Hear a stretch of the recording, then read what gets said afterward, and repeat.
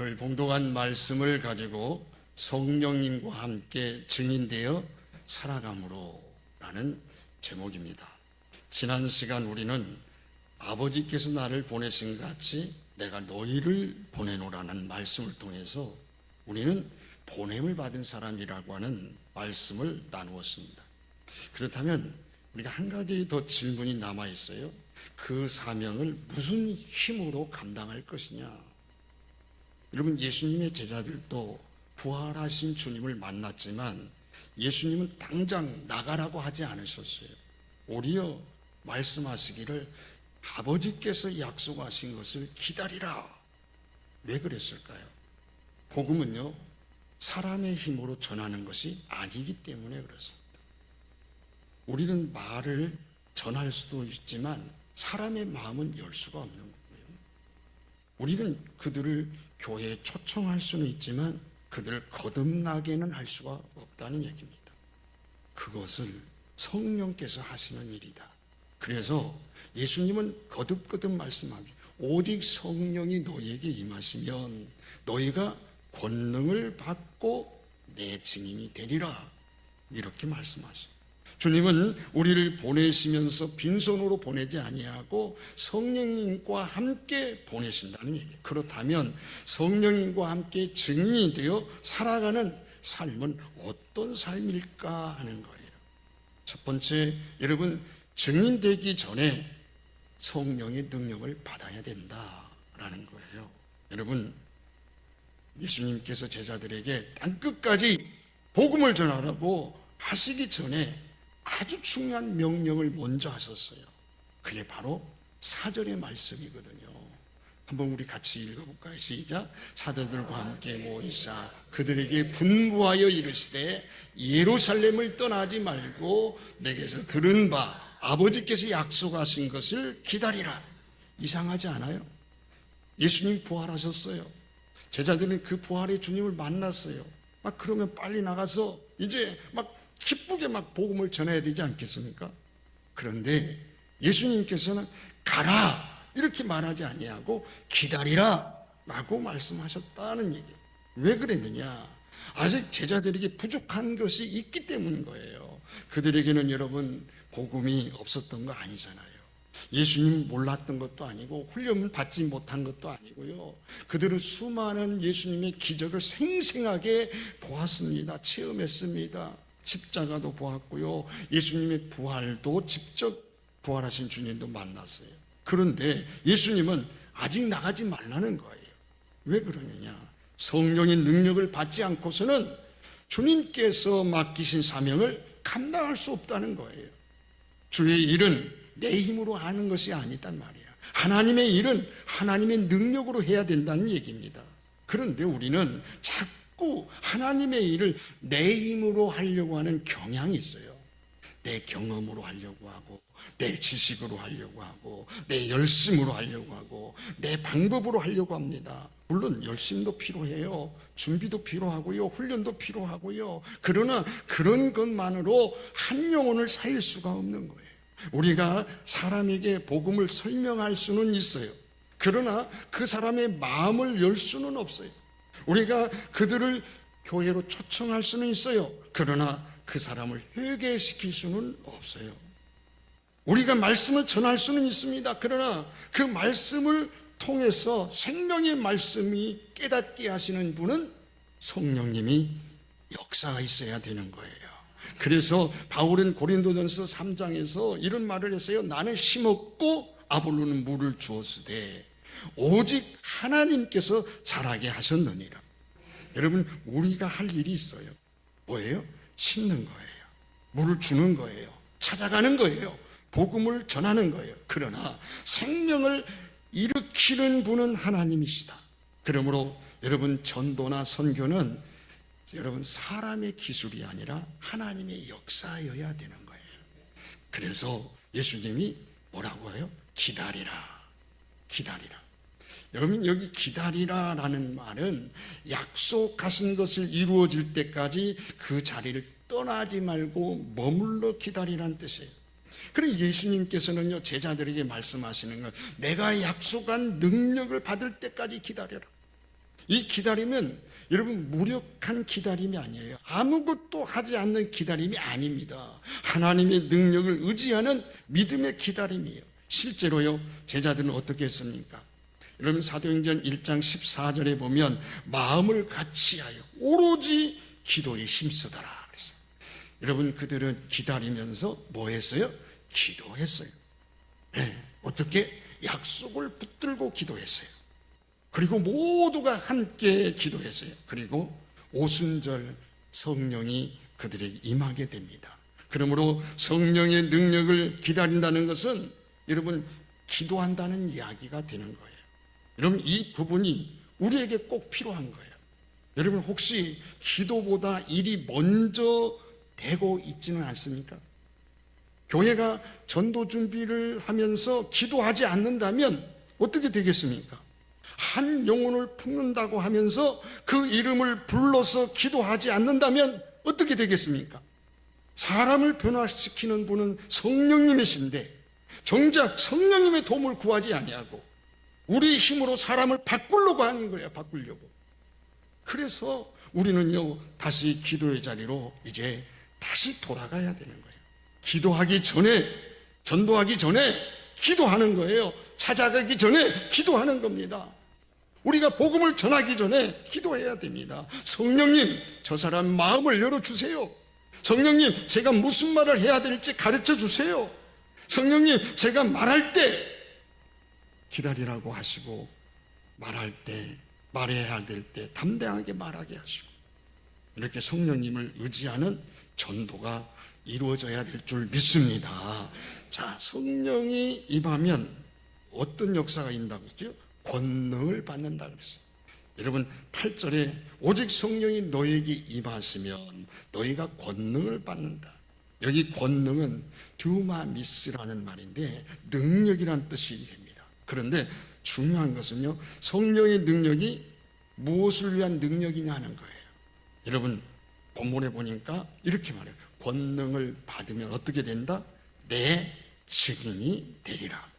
그러므로 여러분 여기서 약속하신 성령의 능력은 단순히 내가 어떤 신비한 경험을 하기 위한 능력이 아니에요. 나를 자랑하기 위한 능력이 아니에요. 예수님의 증인으로 살아가기 위한 능력이에요. 여러분 이 능력이 임하시면 두려움에 갇혀있던 사람들이 막 복음을 전하는 역사가 일어나게 돼요. 여러분 성령이 임하시니까 임하니까 사람의 눈치 보던 사람이 예수님을 부끄러워하지 않게 되는 거예요. 여러분 성령이 임하니까 포기했던 영혼을 다시 품고 하나님 앞에 기도하는 거예요. 성령이 임하시면 미워하던 사람들을 사랑하게 하고 그들을 품고 기도하게 할 수가 있는 거예요. 그래서 성령이 임하시면 내 생각보다 한 영혼의 구원을 더 중요하게 여기게 되는 거예요. 이것이 성령의 능력이에요. 한 예를 보면 베드로를 한번 보세요. 예수님께서 십자가를 지시기 전 베드로는 어떤 사람이었습니까? 난 모릅니다. 난 그런 사람 모릅니다.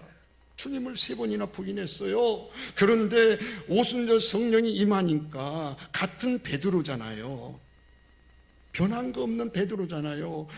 사람들 앞에 얼마나 담대하게 복음을 전합니까? 너희가 십자가에 못 박은 이 예수를 하나님이 주와 그리스도가 되게 하셨느니라. 달라진 건 하나도 없어요. 여러분 성령께서 그에게 임하신 거예요. 그러자 겁장이 베드로가 여러분 증인 베드로가 되는 거예요. 도망가던 베드로가 복음을 선포하게 되었어요. 이것이 성령의 능력이에요. 우리에게도 이 능력이 필요한 거예요. 우리에게도 이런 가장 필요한 게 무엇인가요? 전도하는 사람이 없는 게 아니잖아요. 주변에 둘러보면 예수를 모르는 사람이 너무 많습니다. 여러분 가정에도 있고 친척 가운데 있고 내가 다니는 직장에도 있고 이웃들도 있습니다. 문제는요, 그 영혼들을 향하여 나아갈 영적인 능력과 담대함이 우리에게 부족한 거예요. 그래서 우리는 성령을 구해야 되는 거예요. 성령님, 한 영혼을 불쌍히 여기는 마음을 나에게 주시옵소서. 성령님, 사람을 보는 눈을 열어주시고 복음을 전할 담대함을 부어 주시옵소서. 내 입술을 사용하여 주시고 성령님 저를 통해서 한 영혼이 예수님을 만나게 해 주시옵소서. 이 기도가요, 우리의 기도가 먼저 되어야 된다는 얘기예요. 그런데 한 가지 꼭 기억해야 될 거 있어요. 성령의 능력을 받는다는 것은 내가 강한 사람이 된다는 뜻이 아니에요. 여전히 나는 부족할 수 있어요. 말을 잘 못할 수도 있어요. 성경을 많이 알지 못할 수도 있어요. 그러나 중요한 것은 누가 함께 하느냐는 거예요. 여러분, 하나님의 일은 능력 있는 사람만 하는 게 아니에요.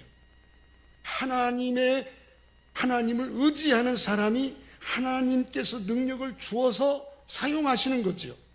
그래서 이번 한 주간 여러분 이런 한번 생각을 가져보세요. 내가 한 사람을 한번 정해보세요. 그리고 당장에 그 사람을 내가 설득하려고 하지 말고 먼저 그 사람의 이름을 부르며 기도하는 거예요. 그리고 성령께서 마음에 감동을 주시는 대로 나는 순종하면 돼요. 전화하라고 마음에 감동을 주면 전화하면 되는 거예요. 찾아가 보라 그러면 찾아가 보는 거예요. 네가 좀 식사 좀 대접하고 싶은 마음이 하나님이 나에게 감동을 주시면 식사는 대접해 보는 거예요. 여러분, 예배에 초청할 기회를 주시면 용기를 내서 초청해 보는 거예요.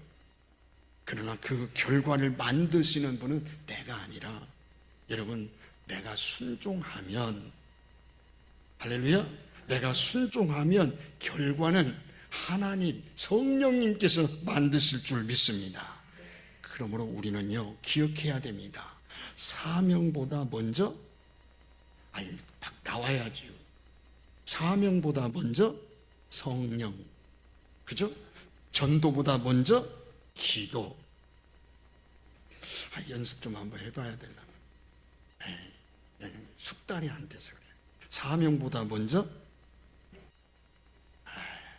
참 이렇게, 좀 몰라서 못하는 사람은 어쩔 수 없어요. 근데 알면서 안 한 사람은 지독하게 지금 불순종하는 거거든요. 사명보다 먼저 성령이, 전도보다 먼저 기도. 할렐루야. 저는 필리핀 교회에 예배를 드리면서 부러운 게 하나 있어요. 그게 뭐냐면 젖먹은 애기서부터 노인까지 쫙 이렇게 예배드리는데 너무나 그들이 열정적 예배를 드린다는 거예요. 제가 저보다 나이 많은 사람이 있는가 손 들어보라고 했더니 한 사람 딱 있더라고요. 다. 그래서 저보다 제가 40년 목회를 했더니 40년보다 안쪽에 있는 사람을 딱 키워보니까 70%가 40대 안에. 너무 부러웠어요. 청년들한테 당신들 내가 우리 한국으로 다 데려가고 싶다 그랬더니 아멘. 너무 좋아하는 거예요. 한국에 가고 싶은 거죠. 여러분, 70년대 문화 환경에서 적응하다가 지금 오니까 제가 지금 얼떨떨해요. 여기 있다가 그래 가니까 얼떨떨하고 거기 있다가 여기 오니까 얼떨떨해요. 문화나 모든 게 아직 70년대잖아. 예배가 끝나고 기도 받으려고 옛날에 우리 70년전에 강단 앞으로 막 몰려드는 거. 지금도 여러분 세면바닥이잖아요. 이렇게 뭐 이런 거 없어요. 그냥 세면, 알세면 다 있어요. 다 거기에 엎드려서 기도하고. 70년대 똑같아. 여러분, 사람의 능력보다 먼저 하나님의 능력인 거예요. 성령의 능력을 받아 두려움을 넘어서 한 영혼에게 다가가면 증인으로 살아가는 복된 그런 능력 있는 성도가 되는 줄 믿습니다. 여러분, 증인은요, 자신이 만난 예수님을 전하는 거잖아요. 보세요. 오직 성령이 너에게 임하시면 너희가 권능을 받고 예루살렘과 온 유다와 사마리아 땅끝까지로 뭐라고 했어요? 내 증인이 되리라. 여러분, 예수님께서 성령의 능력을 주시는 목적이 내 증인이 되리라입니다. 여기에 중요한 두 단어가 있어요. 증인이라는 단어와 내라는 단어가 있어요. 여러분, 여기 내라는 말이 누군가요? 예수님의 증인을 말하는 거예요. 성령님께서 우리에게 능력을 주시는 이유는 우리를 유명한 사람을 만들기 위해서가 아니에요. 자신을 드러내기 위해서가 아니에요. 예수님을 드러내는 사람이 되게 하기 위해서입니다. 여러분, 증인은요, 자기가 보고 경험한 것을 말하는 사람이에요. 여러분, 증인이란 말은 여러분 마르투스라는 말인데 자기가 보고 들은 사실을 증언하는 사람이라는 뜻이에요. 여러분, 법적인 증인이 생각하면 이해가 되지요.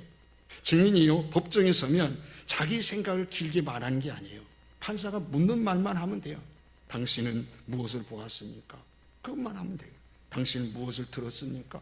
그것만 하면 돼요.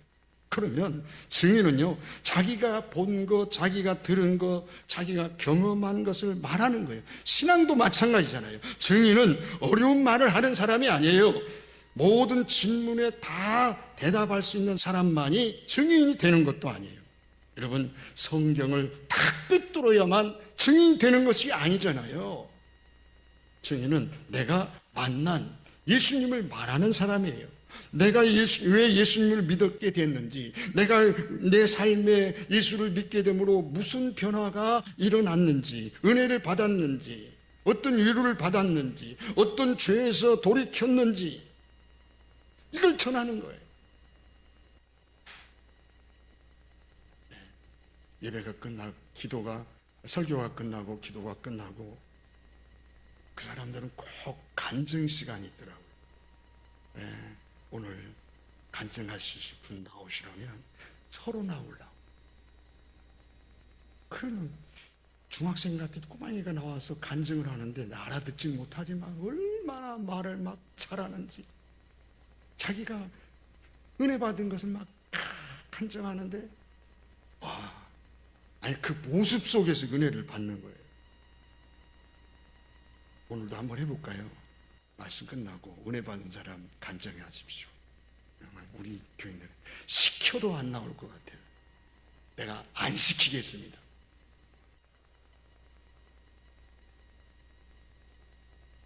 전도는요, 무엇보다도 예수를 아는 사람이 하는 거예요. 예수를 만난 사람이 하는 거예요. 예수님 때문에 살아난 사람이 하는 거예요. 증인은요, 예수님이 중심이 돼야 되는 거예요. 그런데 꼭 기억해야 될 거 있어요. 여러분, 예수님은 증인이 되라 이렇게 말하지 않았어요. 뭐라고 하는지 아세요? 내 증인이 되리라 이렇게 말했어요. 이 말은 우리가 전해야 할 중심이 내 얘기가 아니라 예수님이어야 된다는 뜻이에요. 물론 간증도 필요하죠. 내 경험도 필요해요. 그러나 우리의 간증은 결국 예수님께로 사람을 이끌어야 하는 거예요.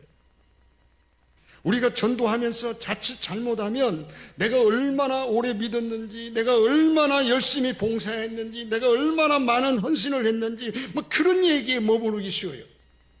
그러나 여러분, 사람들이 정말 들어야 될 이야기는 내가 아니에요. 예수님이에요. 예수님이 누군지, 왜 십자가에 죽으셨는지, 왜 부활하셨는지, 왜 우리가 예수님을 믿어야 되는지, 왜 예수님만이 구원의 길인지, 이 중심이 분명해야 되는 거죠. 증인은요, 자기를 자랑하는 시간이 아니라 예수님을 드러내는 시간이란 말이에요. 여러분, 세례 요한의 경우를 한번 보세요. 사람들이 막 세례 요한에게 몰려오기 때 그는 자기를 높이지 않았어요. 그는 오늘 이렇게 말하나요? 그는 예수님은 흥하여야 되겠고 나는 요한 나는 쇠하여야 하리라. 그게 여러분 세례 요한의 모습이었어요. 여러분, 참된 증인은 항상 예수님이 커지게 하는 거죠. 그래서 우리의 삶이 먼저 증거가 되어야 됩니다. 사람들이 우리 말만 듣지 않아요. 여러분, 우리의 삶을 함께 보거든요. 그래서 증인은 입술로만 하는 게 아니라 삶으로도 해야 되는 거죠. 내가 예수를 믿는다고 하면서 여전히 미움과 원망과 거짓으로 살아간다면 사람들은요, 우리 말을 신뢰하지 못하는 거예요. 반대로 우리의 삶 속에 예수님의 성품이 드러나면 사람들은 우리의 말을 다르게 듣기 시작하는 거예요. 힘든데도 감사하는 모습을 보고, 손해를 보면서도 정직하게 사는 모습을 보고, 상처를 받아도 용서하려고 하는 모습을 보고, 연약한 사람을 품어주는 모습, 낙심한 사람들이 참 가서 어떻게 위로해 주는 모습, 이런 모습이 증인의 삶이거든. 우리는 거창한 것부터 하려고 할 때가 있어요. 그러나 증인의 삶은 내가 오늘 서 있는 자리에서 예수답게 살아가는 삶으로 시작이 되는 거예요. 가정에서, 직장에서, 교회에서, 이웃 가운데서 예수를 닮아가는 삶 자체가 복음의 통로가 되는 거예요. 그러므로 우리는 전도하는 사람 이전에 예수님을 만난 사람이어야 되는 거죠. 왜? 전도는 기술이 아니라 먼저 관계거든요. 그리고 그 관계의 출발은 여러분 예수님과의 관계예요. 내가 예수님과 멀리 떨어져 있으면서 예수님을 전하기는 어려운 거예요. 내가 예수님의 은혜를 잊고 있으면서 그 은혜를 다른 사람에게 나눈다는 거 있을 수가 없는 거죠. 그러므로 증인이 되기 원한다면 먼저 주님과 가까워져야 되는 거예요. 말씀 안에 머물러야 돼요. 기도로 주님을 바라보면서 주님과 교통이 이루어져야 되는 거예요. 예배 가운데 주님의 은혜를 받아야 되는 거예요. 그래야 내 입에서 예수가 나오는 거죠. 내 삶에서 예수를 드러내는 거죠. 그러므로 우리 사랑하는 성도 여러분, 증인은 특별한 몇 사람이 되는 게 아니에요. 여러분, 예수님을 만난 사람은 모두가 증인이 될 수가 있는 거예요. 내가 예수님 만난 예수, 내가 경험한 은혜, 내가 받은 용서, 내가 누리는 평안함, 다른 사람들에게 전하는 사람이 증인이란 말이에요. 저는요, 그런 것을 소망해요. 우리 교회가 지금 빈자리가 있지만 여러분 그걸 두려워하지 않아요. 여러분 한 사람 한 사람 여러분들이 변화되면 다음 주부터 빈자리가 채워지는 거예요. 우리가 변하지 아니하고 바뀌어지지 아니하면 10년이 가도 20년이 가도 퇴보되지 성장하는 건 없어요. 그러므로 여러분, 우리는 이렇게 기도해야 됩니다. 주님, 제가 예수님을 더 깊이 알게 해 주시옵소서. 주님, 제 삶에 예수님을 드러내는 증거가 될 만한 삶을 주시옵소서. 주님, 사람들에게 제 이야기가 아니라 예수님을 전하게 해 주시옵소서. 증인은 가까운 데서부터 시작해서 여러분 땅끝까지 나아가는 것을 볼 수가 있어요. 예수님이 어떻게 말씀합니까? 예루살렘과 온 유다와 사마리아와 땅끝까지 이르러 내 증인이 되리라. 여러분, 이게 뭐예요? 복음은 계속 흘러가야 된다는 얘기를 하고 있는 거죠. 예루살렘, 온 유대, 사마리아, 그리고 땅끝. 여러분, 이건요 순서가 우연이 아니에요. 가까운 데서 시작해서 점점 넓혀지는 복음의 확장성을 우리에게 보여주는 거죠. 예루살렘은 뭐예요? 지금 내가 서 있는 곳을 말하는 거예요. 예루살렘은 제자들이 지금 있는 곳, 가장 가까운 자리. 그렇다면 우리에게 예루살렘은 뭐예요? 나 자신부터 시작하는 거죠. 내 가정, 내가 만나는 사람, 그 사이. 우리는 자꾸 멀리만 바라볼 때가 있어요. 그러나 주님은 먼저 가까운 곳에서 증인이 되라. 내 가족에게, 내 자녀에게, 내 배우자에게, 이웃에게 증인이 되는 거죠. 멀리 가기 전에 가까운 사람에게 복음의 사람이 되라는 얘기예요.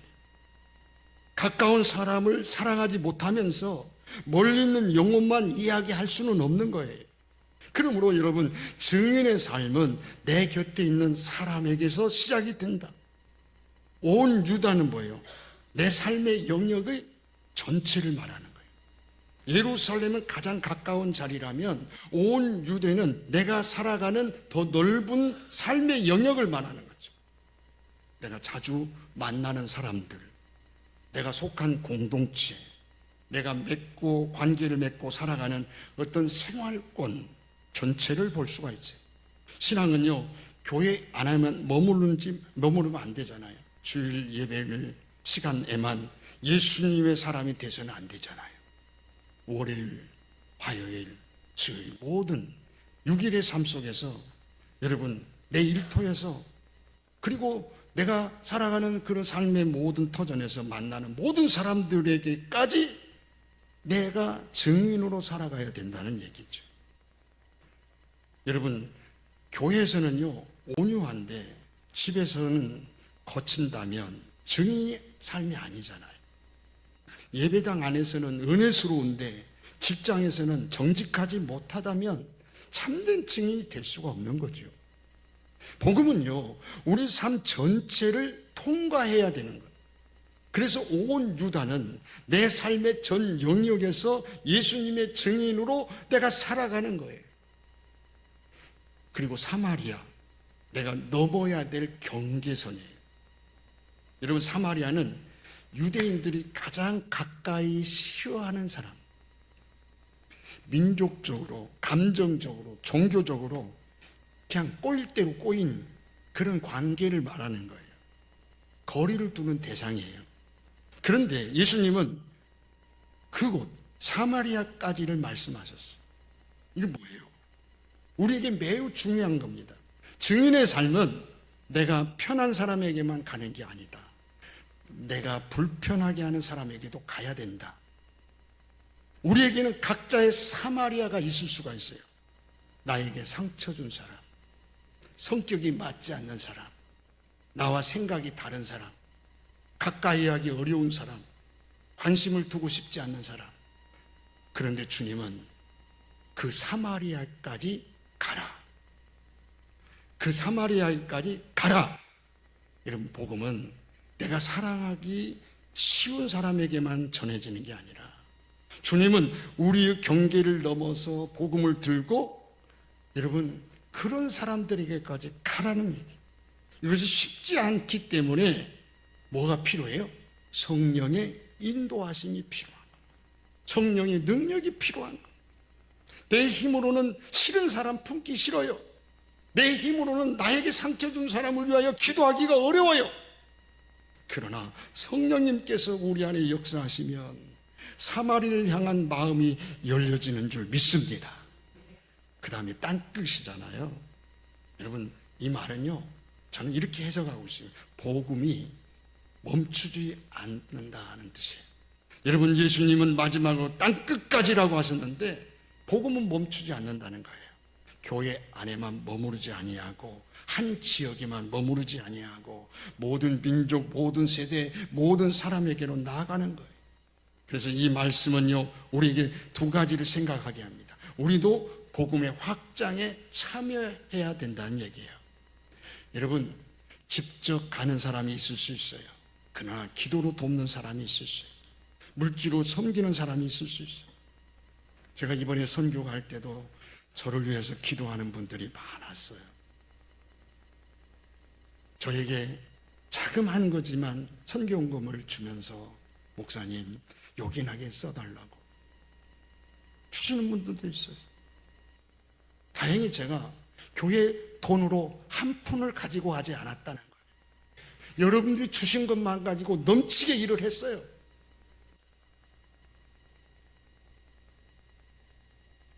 그 일을 여러분들이 저에게 감당해 주셨죠. 그러나 어떤 방식으로든지 우리는 땅끝을 향해 하나님의 마음에 동참해야 되는 거예요.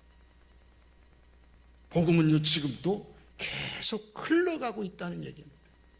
처음 여러분 예루살렘 다락방에서 모인 사람들, 모였던 제자들로 시작된 복음이 오늘 여러분 우리 대한민국에까지 여러분들의 가슴까지 와 있잖아요. 누군가가 증인 되어 주었기 때문에, 누군가가 전해 주었기 때문에 누군가가 순종했기 때문에 이제는 우리가 그 순서를 이어가야 된다는 얘기. 우리도 다른 사람에게 복음을 전해야 돼. 우리도 다른 세대에 신앙을 넘겨줘야 되고. 제가 지난 우리 가족 캠프가 있었어요. 그때 제가 말씀을 전할 수 있는 기회를 다른 것 전하지 않았어요.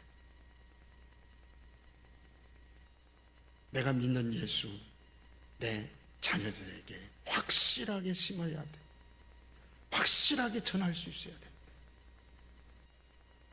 그거 못하면 우리는 인생에 주님 앞에 가서 부끄러울 수밖에 없다.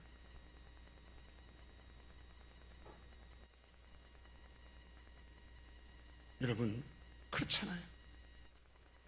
그러므로 가정에서 시작되고 삶의 자리를 넓어지고 경계를 넘어서 내가 만나고도 싶고 내게 아픔과 상처를 준 사람에게까지, 그리고 마침내 땅끝을 향하여 하나님의 마음을 여러분 전하는 거예요. 이제 말씀을 정리할게요. 오늘 말씀을 통해서 주님은 우리에게 분명히 말씀합니다. 우리는 보냄을 받은 사람인데 주님은 우리에게 빈손 주고 가라 하지 아니하시고 성령님과 함께 보내셨다. 성령님과 함께 증인되어 살아가는 사람은 어떤 사람이냐? 먼저 성령의 능력을 받아야 된다. 사명보다 성령이 먼저고, 전도보다 먼저 기도고, 사람의 능력보다 먼저 하나님의 능력이다. 증인은 자신이 만난 예수를 전하는 사람이다. 증인은 자기 생각을 말하는 사람이 아니라 자기가 만난 예수를 전하는 사람이다. 그리고 자기 자신이 아니라 예수님을 드러내는 사람이다. 그래서 증인은 가까운 데부터 시작해서 땅끝까지 나아가야 된다. 예루살렘으로 시작해서 온 유다와 사마리아와 땅끝까지 복음이 흘러가야 된다. 우리의 가정, 직장, 이웃, 바로 그 시작점입니다. 사랑하는 우리 성도 여러분, 우리가 강해서 증인되는 게 아닙니다. 우리가 말을 잘해서 증인되는 게 아닙니다. 성령께서 우리와 함께 하시기 때문에 우리는 증인될 수가 있습니다. 그러므로 이렇게 우리는 기도해야 됩니다. 성령님, 제게 권능을 주시옵소서. 성령님, 제게 한 영혼을 향한 마음을 주시옵소서. 성령님, 내가 만난 예수님을 담대하게 전하게 주시옵소서. 가까운 자리에서부터 땅끝까지 향하는 마음으로 증인되어 살아가게 하여 주옵소서. 이번 주 성령의 능력을 의지하여 한 영혼에게 다가가는, 오늘 그래서 증인의 사명을 감당할 수 있는 저와 여러분들이 다 되어지기를 주님의 이름으로 축복합니다. 축복합니다. 축복합니다. 우리 찬양으로 한번 해볼까요?